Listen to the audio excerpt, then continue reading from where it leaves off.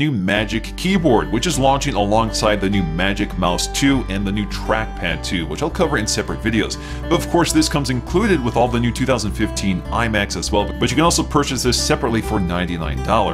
Now, this is the first complete redesign of the wireless keyboard since the 2007 model, which we've had for a long time here. And of course, like a lot of new Apple products, it's thinner and lighter than the previous generation. So getting to the unboxing, first thing we need to do here is peel off all the plastic. Once we do that, we can slide off the sleeve, and inside we'll find our new keyboard. First thing that jumps out right away are these larger keys, which fill up the very compact design of the new keyboard. Lifting that up, the next thing we'll find is just how much lighter and thinner the new keyboard is. It's wrapped in this sort of frosted plastic, and we can peel that off to reveal the keyboard. Now, this is substantially lighter than the previous generation. We go from 11.5 ounces to 8.2 ounces, which makes this a great portable solution for iPad users. Now, it's still a Bluetooth keyboard, and it's compatible with OS 10.11 or newer. Now, before we take a close look, let's get to the accessories, and the first thing that jumps out right away is a lightning cable, and that's because this has an internal rechargeable lithium-ion battery, so we no longer need to remove the batteries and recharge them or replace them. So you can basically just connect this to a USB port on your computer to recharge it, which I think is very handy. Of course, we also get some paperwork with a quick start guide and some regulatory and warranty information. Taking a close look at the design of the Magic Keyboard, very familiar for Apple, we have these white keys along with this metal frame.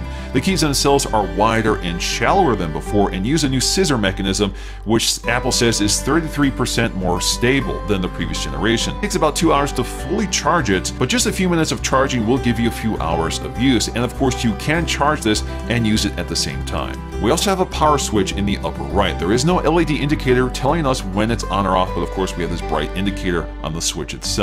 We also get a much lighter font with some new iconography, which generally looks a little bit brighter and more contemporary than the previous generation, but also makes it a little less visible in the dark. Unfortunately, it is not backlit, which would be nice in this scenario, especially since it's now really easy to recharge it.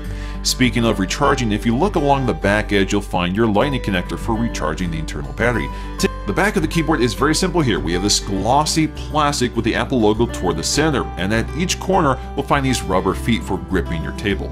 The pairing process is very simple here. Of course, we can do the standard Bluetooth pairing. All we have to do is turn on our keyboard, go to our settings, find our Bluetooth controller, and find our keyboard, which we can click on and pair to easily. But you can also quickly pair your keyboard using a lightning connector connected to your Mac. So as soon as you plug your keyboard into your Mac using that lightning connector, it pairs and you're good to go. And you can go ahead and disconnect the cable. So it's almost instantaneous. Now, compared to the previous generation, the first thing that jumps out right away is just again how much wider the keys, how much lighter the font is, and how much thicker the top row is. So without the bulky battery compartment from the previous generation, you can see they gave us a lot more room for those keys along the top. So the keyboard is so much more compact than the previous generation. You can actually tuck it underneath the wedge of the previous keyboard. And generally speaking, I just like how much more solid this keyboard feels. The keys are much more stable, they click into place more easily, and I just like the sound better than the previous keyboard. And I'm also glad that the keyboard finally has an internal battery, which is rechargeable thanks to a lightning connector, which is very convenient since I think most people have a lightning connector already connected